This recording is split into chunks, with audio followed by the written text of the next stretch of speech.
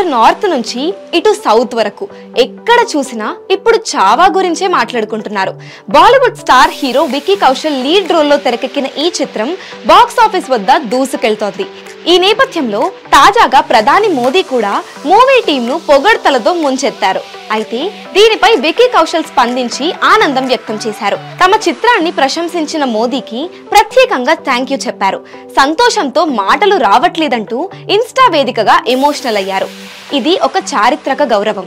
గౌరవనీయులైన ప్రధాని నరేంద్ర మోదీ చావాను ప్రశంసించడం, అలాగే ఛత్రపతి సంభాజీ మహారాజ్ త్యాగాన్ని కీర్తించడం గర్వించదగిన ఓ గొప్ప క్షణం అంటూ విక్కీ చెప్పుకొచ్చారు.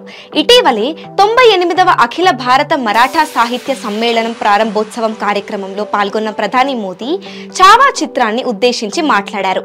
హిందీతో పాటు మరాఠీ సినిమాల స్థాయిని పెంచడంలో మహారాష్ట్ర, ముంబై ఎంతో కీలక పాత్ర పోషించింది.